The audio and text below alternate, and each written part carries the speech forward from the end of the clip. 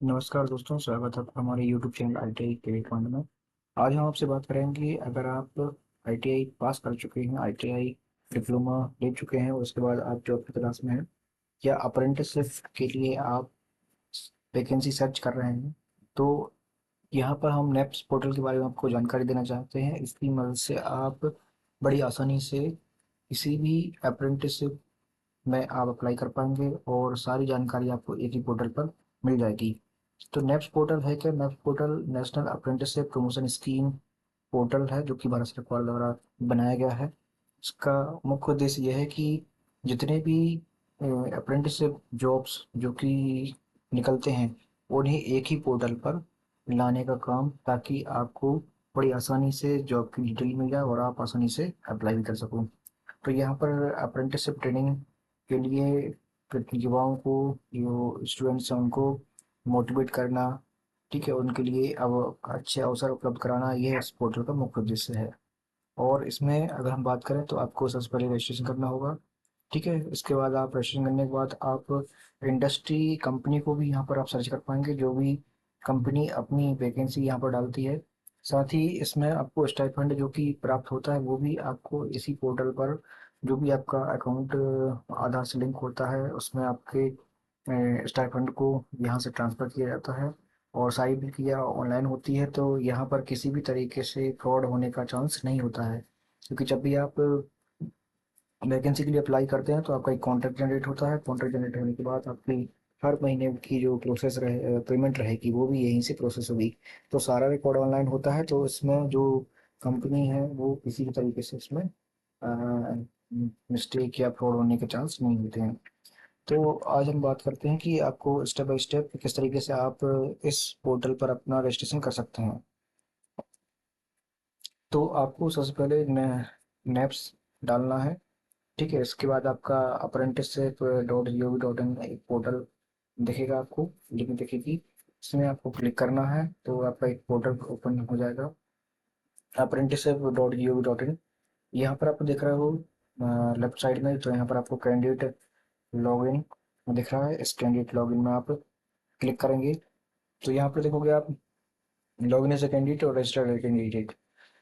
तो अभी सबसे पहले हमें रजिस्ट्रेशन करना है, तो यहाँ पर देखोगे आप ITI स्टूडेंट भी लिखा हुआ है। ITI स्टूडेंट अगर आप टिक करेंगे तो यहाँ पे आपको रोल नंबर आपका जो है वो डालना पड़ेगा। अगर आपके रोल नंबर से आप रजिस्ट्रेशन नहीं कर पा रहे हैं, वो डेटा फैच नहीं कर पा रहा है, तो आपको इसे अनटिक कर देना और फिर अपना मोबाइल नंबर और ईमेल आईडी डालकर नीचे कैप्चा डालकर आपको रजिस्टर करना है। रजिस्टर करने के बाद जैसे ही आप क्लिक करेंगे तो आपके मोबाइल नंबर पर OTP जाएगा। OTP आप यहाँ पर सबमिट करेंगे। सबमिट करने के बाद यहाँ पर आपका एक आईडी या रजिस्ट्रेशन नंबर या अप्रेंटिस कोड जो है वो आपको दिखेगा। और इसकी एक्टिवेशन की लिंक जो भी आपने अभी पहले ईमेल आईडी डाली होगी, वहाँ पर उसी मेल पर आपकी एक्टिवेशन लिंक जाएगी। तो आप अपना मेल आईडी मोबाइल में चेक कर लें। ये सारी प्रक्रिया आप मोबाइल से भी कर सकते हैं, बहुत आसानी है। मोबाइल में भी सेम प्रोसेस आपकी मोबाइल में है। इसकी अभी कोई ऐप नहीं है, इसलिए आप मोबाइल में ब्राउज़र के जरिए ही इसको आप कंप्लीट कर सकते हो। तो इस तरीके से देखोगे आप तो आपके मेल पर एक मेल आएगा ईमेल आईडी पर, इसमें एक्टिव की बटन पे आप क्लिक करोगे। एक्टिव के बटन पे क्लिक करने के बाद ये आपको मेल को वेरीफाई करेगा और अब आगे की प्रोफाइल की प्रोसेस आपको कंप्लीट करना है। तो सबसे पहले यहाँ पर आपको EKYC कंप्लीट करना है।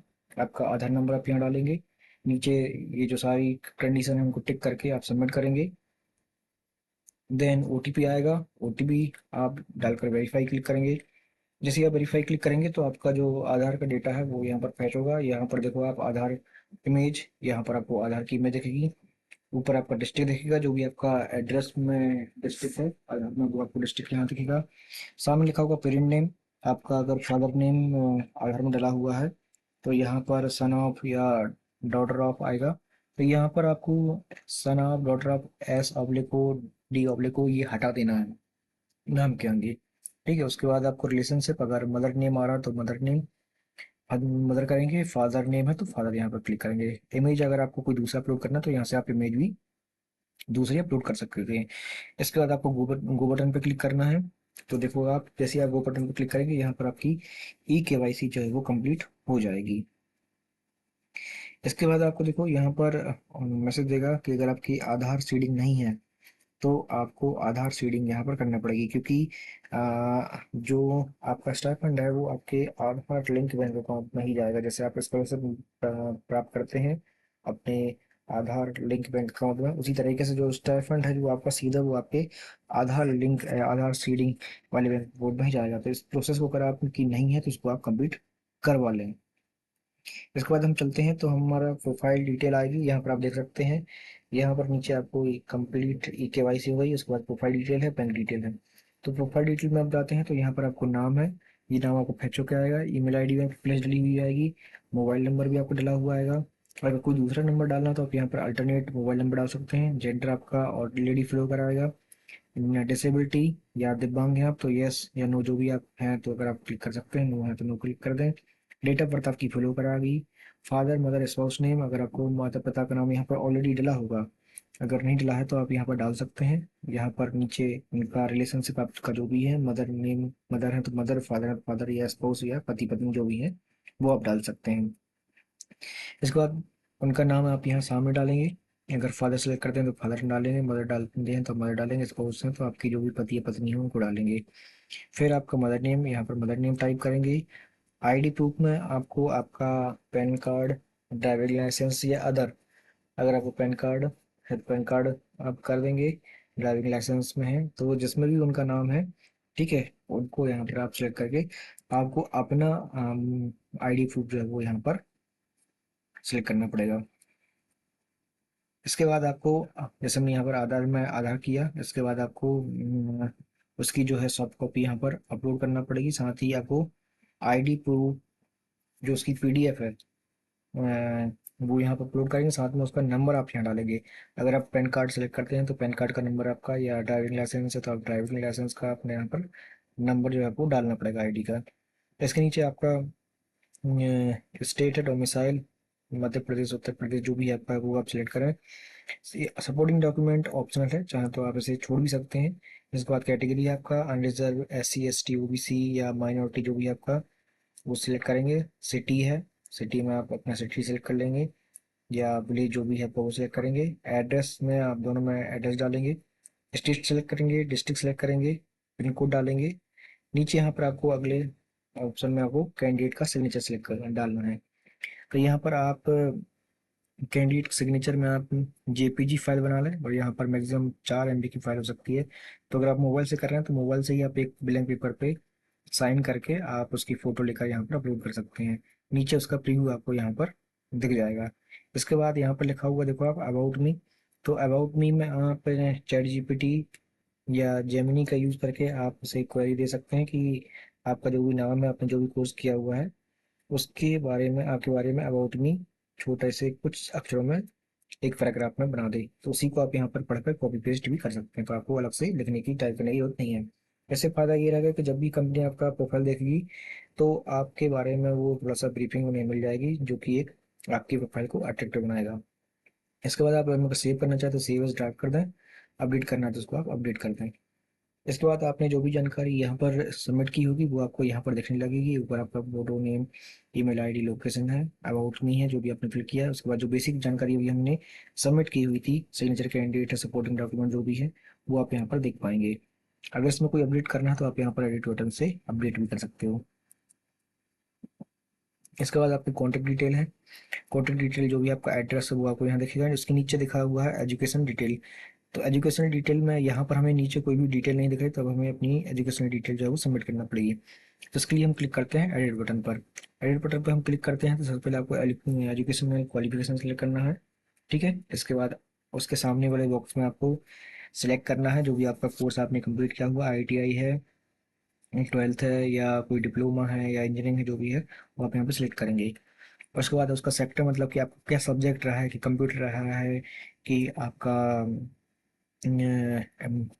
मैकेनिक रहा है, ठीक है, इलेक्ट्रॉनिक्स रहा है, इलेक्ट्रिकल रहा है, तो उस सेक्टर को आप सेलेक्ट करेंगे। उसके बाद इंस्टीट्यूट का नाम। उसके बाद आपको यहाँ पर सामने आपके जितने भी आपको टोटल मार्क्स मिले हुए हैं एग्जाम में वो टोटल नंबर डालेंगे आप। उसके बाद टोटल मैक्सिमम मार्क्स कितने में से ही मिले हैं आपको। इसके बाद सामने आपको अपने परसेंटेज जो भी आपके परसेंटेज बने हैं, ठीक है। उसके बाद यहाँ पर कोर्स स्टार्ट और कोर्स एंड डेट डालना है आपको। जनरली जब आपने एडमिशन लिया होगा और अब जब आपका रिजल्ट आया होगा, उस डेट को आप यहाँ पर कैलेंडर से सिलेक्ट कर सकते हैं। ये सारी डिटेल आपको सबमिट करने के बाद आपको आगे अगले स्क्रीन में आपको आपकी बैंक डिटेल जो है वो डालना पड़ेगी। बैंक डिटेल में आपका आईएफएससी कोड, अगर आपको आईएफएससी कोड नहीं पता तो यहाँ से आप फाइंड में जाके बैंक सेलेक्ट करके उसका ब्रांच लोकेशन डालेंगे तो यहाँ पर आपको आईएफएससी कोड यहाँ पर वो खुद फैच कर लेगा। उसके बाद बैंक का नेम पता जाएगा यहाँ पर। अब अकाउंट होल्डर नेम, जो कि आपका ऑलरेडी अगर बैंक आधार सीडिंग है आपका आधार से, तो वहाँ से आपका आधार से नेम आएगा। आपको यहाँ पर अकाउंट टाइप सिलेक्ट करना है, तो हम अगर इंडिविजुअल करते हैं तो यहाँ पर हमारा अकाउंट टाइप सेविंग ही आएगा। उसके बाद आपको अकाउंट नंबर डालना है, कन्फर्म में भी आपको फिर से वही नंबर रिपीट करना है। इसके बाद अगर आपका जो बैंक अकाउंट है वो आधार से लिंक है तो आप यस करेंगे, नहीं है जो आपने डाला है बैंक अकाउंट वो आधार से लिंक नहीं है तो नो करेंगे, और आपने चेक नहीं किया होगा तो इसको आप डोंट नो कर देंगे। कोशिश आप यही करें कि आपका जो अकाउंट है वो आप आधार सीडिंग वाला ही डालें। इसके बाद आप I am aware of DBT account will be distributed, ये बॉक्स को आप टिक करेंगे। इसके बाद जैसे ही आप टिक करेंगे तो यहाँ पर जो लिखा हुआ है valid bank detail and get OTP Aadhaar, तो जैसे ही आप इसको क्लिक करेंगे तो ये बटन जो है वो एक्टिव हो जाएगी, ब्लू हो जाएगी। इसको आपको क्लिक करेंगे तो उसके बाद यहाँ पर आधार का ओटीपी आएगा। उसके बाद आप अपना ओटीपी डालेंगे और यहाँ पर जो है वो आप देखेंगे आपकी जो बैंक डिटेल है वो दिख जाएगी। ठीक है, तो ये सारी प्रोसेस है आपको यहाँ पर ये 3-4 स्टेप में आपको करना है। ठीक है, सबसे पहले आपको क्या करना है, नेशनल अप्रेंटिसशिप पोर्टल ओपन करना है, कैंडिडेट रजिस्ट्रेशन को चुनना है, उसमें मोबाइल आईडी और ईमेल आईडी डालेंगे, मोबाइल नंबर ईमेल आईडी डालेंगे। इसके बाद ओटीपी से आप वेरीफाई करेंगे। इसके बाद आपके ईमेल आईडी पर एक्टिवेशन लिंक आएगी, साथ में आपका अप्रेंटिसशिप जो कोड है वो जनरेट हो जाएगा। आधार, इसके बाद जब इसे आप लॉगिन करेंगे तो सबसे पहले आपको आधार की केवाईसी करना है। आधार की केवाईसी करने के बाद आपको प्रोफाइल की बेसिक डिटेल डालना है। इसके बाद आप क्वालिफिकेशन डिटेल डालेंगे आपकी। ठीक है, इसके बाद आपको आपकी बैंक डिटेल सबमिट करना है। इतना सबमिट करने के बाद आपकी जो प्रोफाइल है वो कंप्लीट हो जाती है। कंप्लीट होने के बाद अब आप जो आगे जो है वो आ, किसी भी अप्रेंटिसशिप अपॉर्चुनिटी में जो भी वैकेंसियाँ होंगी उनमें आप जाकर अपनी प्रोफाइल से अप्लाई कर सकते हैं। तो यहाँ पर हमने बहुत सिंपल स्टेप में जाना कि किस तरीके से हम अपना नेक्स्ट पोर्टल पर अप्रेंटिसशिप जॉब अपॉर्चुनिटी के लिए रजिस्ट्रेशन कर सकते हैं। इसके अलावा हम नेक्स्ट वीक में आपको बात करेंगे कि हमें किस तरीके से हम इन अपॉर्चुनिटी में जो है वो अप्लाई करेंगे। तो वैकेंसी और उसमें अप्लाई करना ये हम अपने अगले वीडियो में देखेंगे। तो ये हमारा वीडियो था, यहाँ पर हमने स्टेप बाय स्टेप जो था वो प्रोसेस देखी किस तरीके से हमको नेप्स पोर्टल पर जो है वो रजिस्ट्रेशन करना है। जितनी भी जरूरी लिंक हैं वो आपको नीचे कमेंट बॉक्स में पिन कर दी गई हैं, उनमें आप देख सकते हैं। इसके अलावा भी अगर आपको कोई भी प्रॉब्लम है तो आप कमेंट बॉक्स में जाकर पूछ सकते हैं। धन्यवाद।